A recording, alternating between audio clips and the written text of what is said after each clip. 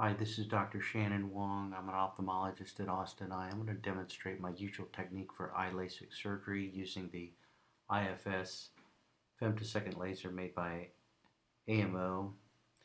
We also use the Vizix Star S4 excimer laser for the excimer ablation. The usual flap creation time is about 10 to 12 seconds. I use an 8.5 millimeter diameter flap with a temporal hinge. The usual spot separation is 6 microns and the line separation is 7 microns. I find using a temporal hinge gives better exposure for the excimer ablation.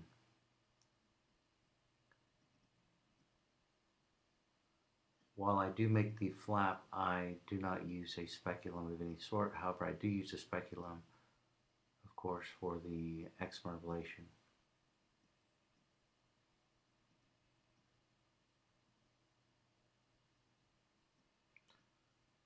I do pre-mark the cornea to assist in alignment of the flap after the ablation is complete.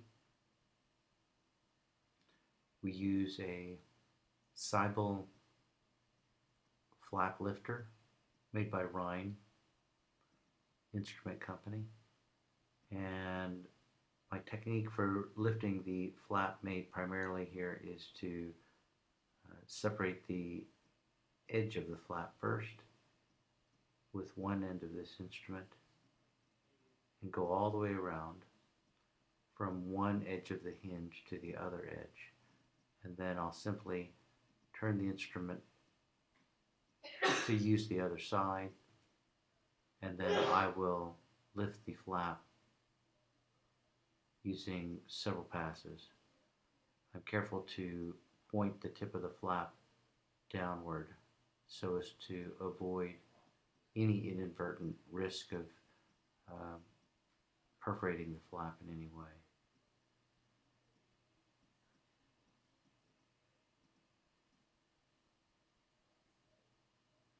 The exposed area is dry.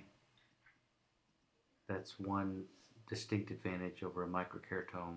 We do not have to worry about hydration being brought underneath the flap by the microkeratome pass.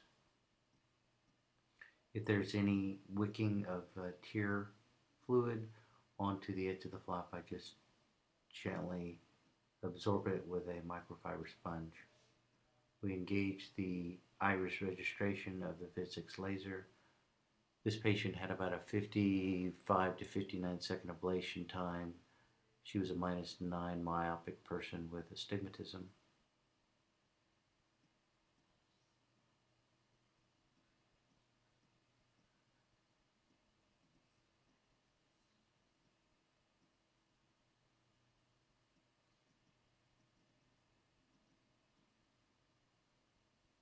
I used to make larger flaps of 9 millimeters.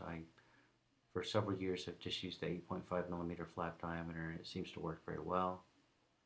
All my flaps are 100 microns in thickness. I've had essentially zero complications using that flap thickness specification.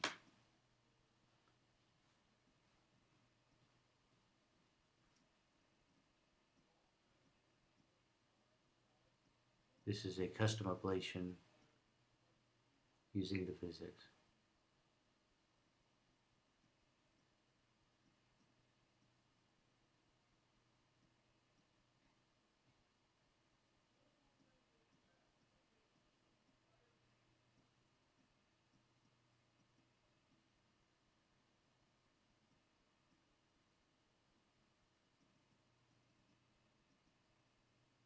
Once the ablation is completed, I simply use a syringe with a blunt cannula to float the flap back down using BSS.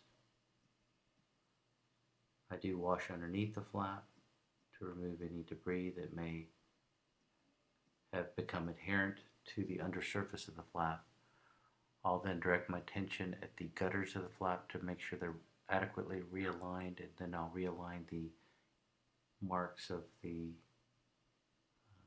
optical zone marker that was placed at the nasal part of the flap.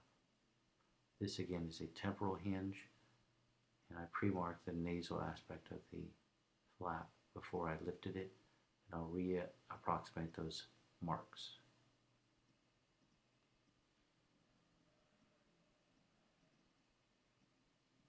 So by sweeping with a cannula on the top surface of the flap, I have realigned the ink marks, and then I'll use a Johnston flap applinator, again made by Rhine Instruments, to massage and essentially squeegee this flap so it's nice and smooth and well positioned.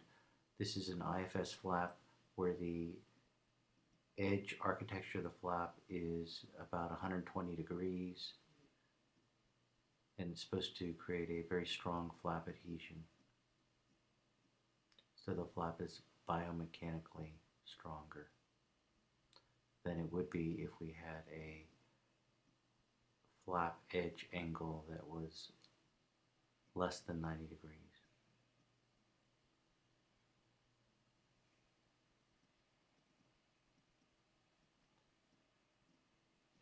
That concludes the procedure. Thank you for your time and attention.